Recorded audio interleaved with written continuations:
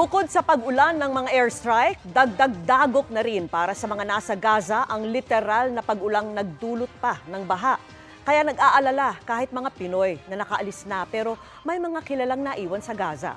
At nakatutok pa rin live mula sa Cairo, Egypt, si Rafi Tima.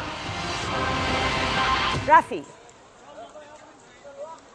Vicky, 3 Pilipino pa yung natitira dito sa Cairo, yung nakapapanganak lang at yung kanyang ina. At yung isang Pilipino na hindi maiwan yung kanyang ama dahil meron siyang kondisyong medikal, hindi pa siya pinapayagang makalipad. Samantala, kagabi ay nakauwi na dyan sa Pilipinas si Nadia at yung kanyang asawa.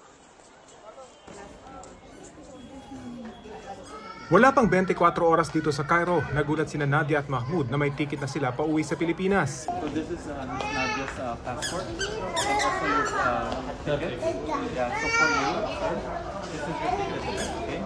My ticket is that your ticket's already here as well. Yeah, we were shocked that we have our ticket tonight. Ang bilis po, akala namin baka Actually, we bukas. didn't take rest yet. Wala pa bang tulog.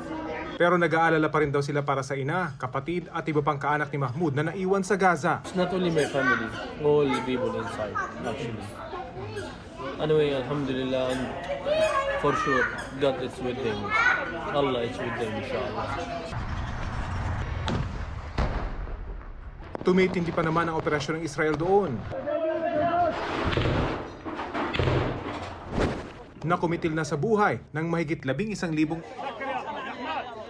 Halos wala ring matakbuhan ang mga sugatan at may sakit dahil winasak ng Israel ang 25 sa 35 ospital sa Gaza.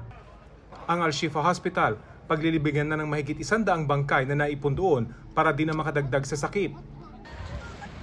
Dahil kapos sa inuming tubig, hindi na ininda ng ilang residente kahit ang ulang nagdulot ng baha. مبعدين ومهجرين من بيوتنا وطبعا يعني هذه المياه خير من ربنا وفي ناس حاليا بتستخدم هذه المياه للشرب بعد انقطاع من المياه الحلوه والصالحه للشرب. Pero problema rin yan dahil wala nang masilungan ng marami at hudyat pa ng winter o taglamig. I pray every day for it not to rain.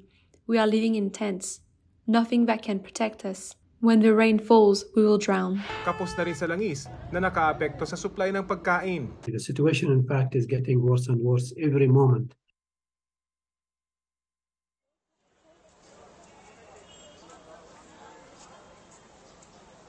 Vicky, sa ngayon ay umuwi na dito sa Cairo yung mga tauhan ng embahada dun sa may Rafah border crossing dahil wala nang inaasa mga Pilipino pa na magtutungo dun sa border crossing. Yun yung mga Pilipino na iwan naman sa Gaza ay nasa ligtas naman daw ng lugar at hindi sentro ng bakbakan. At yan pa rin ang latest mula dito sa Cairo, Egypt. Vicky? Maraming salamat sa iyo, Rafi Tima.